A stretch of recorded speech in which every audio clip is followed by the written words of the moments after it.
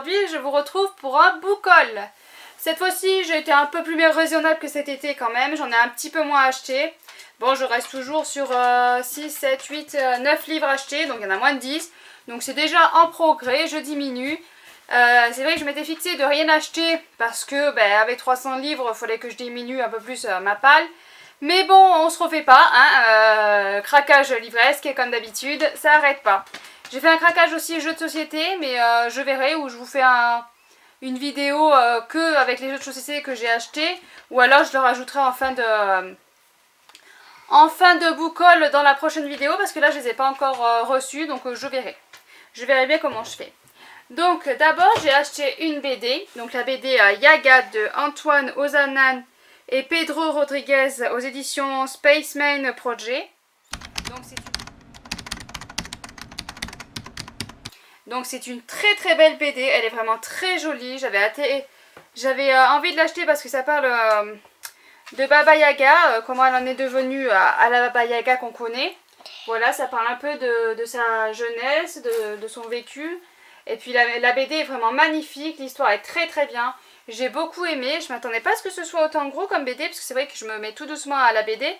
Il y a quand même 80 pages, donc je suis... Enfin, j'ai beaucoup aimé, j'ai vraiment beaucoup aimé. Les dessins sont très très très jolis. Je veux pas trop vous en montrer quand même, ce serait dommage que je vous spoile l'histoire. Après, avec des dessins du début, ça devrait pas trop spoiler. En plus, je sais pas si ça fait clair à chaque fois pour vous. Voilà, mais c'est vraiment très joli, j'aime beaucoup. Donc voilà pour ce premier achat.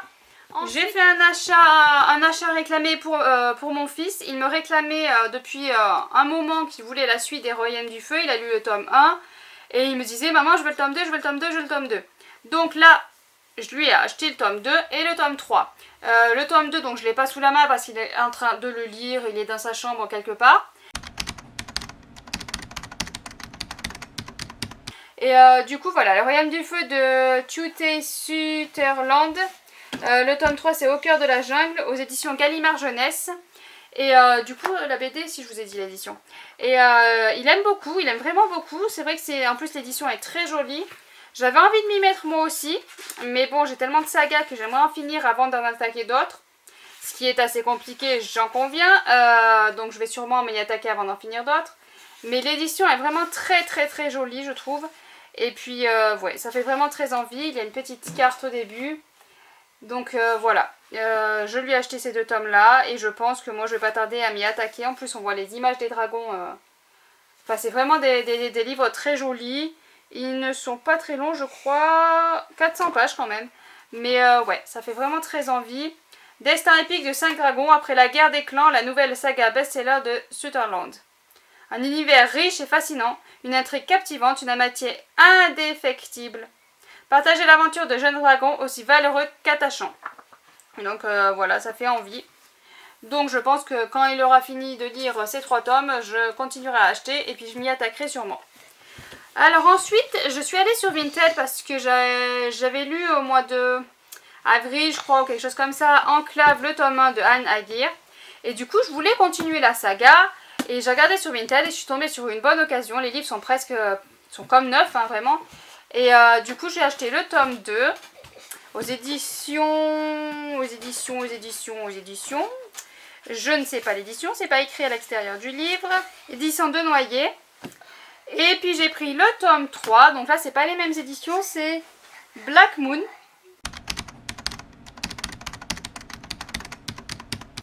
Voilà, donc j'ai le tome 2, le tome 3. Je vais pouvoir continuer la saga.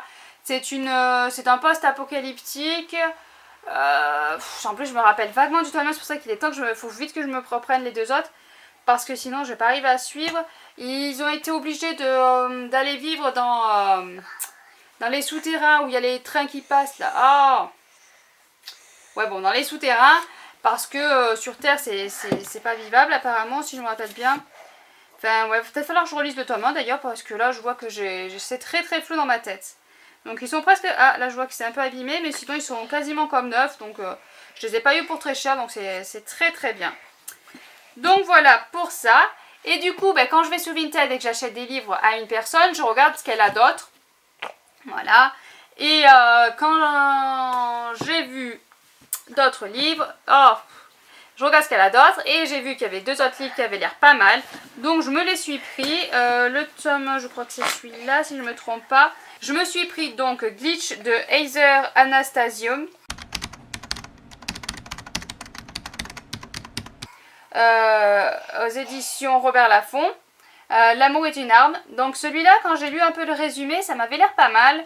Donc c'est des gens qui ont on leur a implanté une puce et du coup ils n'ont, si j'ai bien compris, hein, ils ne ressentent plus d'émotions. Voilà, ça les protège des émotions, ils ne ressentent plus d'émotions. Donc ça m'intriguait pas mal et du coup elle avait le tome 1 et le tome 2, Résurrection. Donc je crois qu'il y a d'autres tomes, mais bon déjà j'ai les 2 premiers tomes. Donc je verrai si ça me plaît ou pas et si ça me plaît, ben, je me procurerai les autres. Donc voilà pour cette petite commande Vinted. Et puis évidemment j'ai fait une vidéo sur les sorties septembre. Donc j'ai repéré quelques livres qui m'intéressaient et du coup j'en ai commandé quelques-uns. Donc il y avait des Baba Yaga qui sortaient en septembre. Et il y en avait 3 autres que j'ai achetés. Il y en avait plus que ça mais bon je me suis restreint, j'ai pas tout acheté quand même. Donc dans ceux que je me suis procuré, il y a Maman n'est pas une étoile de Camille Salomon aux éditions Scrinéo. Livre que j'ai déjà lu, qui est un coup de cœur. J'ai trouvé, voilà, c'est un livre sur le deuil, expliqué aux plus jeunes. Et j'ai trouvé ce livre vraiment très bien fait, très bien écrit. On n'est pas dans le dramatique, vraiment, on est dans le deuil vraiment très beau. C'est, voilà, j'ai vraiment beaucoup aimé. Alors on a l'histoire donc de Moira, qui a 12 ans, qui a perdu sa maman d'un cancer et qui doit vivre donc son deuil. Et pour passer son deuil, eh ben, elle va la nuit se retrouver dans le monde de Smog. Smog va l'emmener dans son monde pour qu'elle puisse faire les 7 étapes de son deuil. Et pour les plus, vu que c'est destiné aux plus jeunes, quand elle passe une étape, elle va... Madison. Quand elle passe sa nuit avec Smog et le lendemain, elle explique ce qui s'est passé pour elle à sa psychologue et du coup on a l'explication de la psychologue. Donc pour nous en tant qu'adultes c'est vrai que c'était pas utile, ça coupait un peu le rythme, mais je trouve que c'était quand même important qu'il y ait cette explication de la psychologue pour les plus jeunes, parce que voilà, peut-être je pense qu'ils en avaient sûrement besoin pour qu'on mette bien les points correctement sur les choses. Enfin voilà, c'était très bien. Bon, du coup je vous raconte et je vous dis que c'était un coup de cœur alors que c'est juste un book haul, mais bon c'est pas grave, j'en profite pour placer un livre qui est super et que vraiment c'est vraiment une très belle découverte. Donc voilà pour un livre que je me suis procuré. Ensuite je me suis procuré Les Enfants du Silex de Gong Jin-young aux éditions Piquier.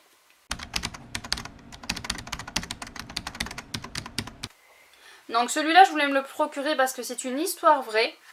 Une histoire vraie qui s'est passée en 2005 je crois, c'est pas écrit la date, mince. Je crois que c'est en 2005.